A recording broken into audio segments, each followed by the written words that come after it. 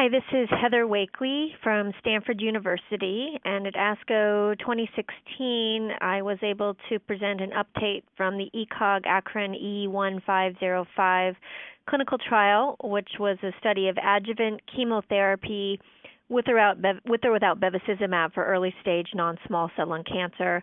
And this subset analysis was looking at outcomes based on the chemotherapy that the patients received.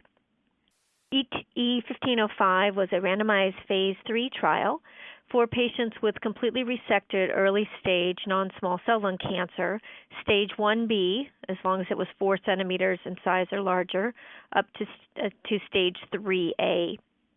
And eligible patients were stratified based on which chemotherapy regimen they received, which we'll go into in more detail in a minute, the stage, histologies, and also the sex of the patient. And they were randomized 1-to-1 to receive 4 cycles of standard cisplatin-based chemotherapy or the same chemotherapy with the addition of bevacizumab. On both arms, 4 cycles of chemotherapy were planned, and on the bevacizumab arm, patients received bevacizumab for up to 1 year. After treatment, patients were followed for survival and recurrence every 3 months for the first 2 years and every 6 months and then annually thereafter. And the focus of this presentation was really on the differences based on the chemotherapy regimens.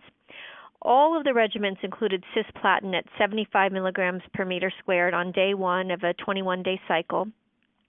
The cisplatin vinorelbine was a 30 milligram per meter squared days 1 and 8 of vinorelbine. Docetaxel was 75 milligrams per meter squared day 1. Gemcitabine was 1,200 milligrams per meter squared on days 1 and 8. And pemetrexed was 500 milligrams per meter squared day 1. Now, the study, when it opened, only had the first 3 regimens, and those were all regimens that had been FDA approved as standard first-line platinum doublets for advanced stage non-small cell lung cancer.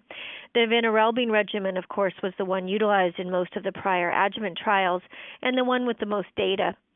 But when we were designing the trial, we thought it was important to also include other platinum doublets that were known to be active in this disease. In 2009, when cisplatin pemetrexed was also approved as a first-line regimen, we added that in to the options that physicians and patients were able to choose from at the standard dosing. The bevacizumab on the bevacizumab arm was 15 milligrams per kilogram. Now, when we think about the chemotherapy regimens, it's important to note that the patients were not randomized to different chemotherapy regimens. That was a decision that was made by the treating physician and the patient in discussion. But the chemotherapy choices were made prior to the randomization so that there was balance based on arm. Now, when we look at how patients were selected and which chemotherapy regimens they received, about a quarter of all the patients received cisplatin vinorelbine, 23% had cisplatin docetaxel, 19% cisplatin gemcitabine, and a full third of patients, 33%, got cisplatin pemetrexed. That's particularly noteworthy because the patients with squamous histology, which ended up being about a quarter of the patients in the study, they were excluded from getting cisplatin pemetrexed. So the cisplatin pemetrexed option was only for the non-squamous patients. The other thing that's noteworthy is that the pemetrexed option only became available in 2009 after the study had been open for a couple of years. So that's the other noteworthy part about the number of patients who got cisplatin pemetrexed. When we think about other demographics on the trial, there really weren't any notable imbalances. There were a few more women versus men who were getting pemetrexed, and also more never smokers on the pemetrexed group. And that more has to do with the fact that it was predominantly adenocarcinoma patients. The study overall was presented in 2015 at the International Association for the Study of Lung Cancer's World Lung Conference and showed that there was absolutely no difference in outcomes looking at disease-free survival and overall survival with or without the addition of bevacizumab. And because of that primary outcome being negative, we were able to pool patients and put them together based on which chemotherapy they had received, regardless of whether or not they had received bevacizumab. And that analysis was the discussion that was at ASCo. And when we look at hazard ratios for overall survival based on which chemotherapy regimen was utilized, there were absolutely no differences. To do this analysis, we picked the cisplatin vinorelbine as the reference, and again, based on the fact that that was the chemotherapy regimen utilized in most of the prior adjuvant trials. It's also important to note that we had separated the groups by histology so that we looked at the squamous patients separately from the non-squamous. The importance of that was the fact that the pemetrexed group at 33% of all patients was quite large, but was restricted only to those patients who had non-squamous histology. So without separating by squamous and non-squamous, there were imbalances based in that.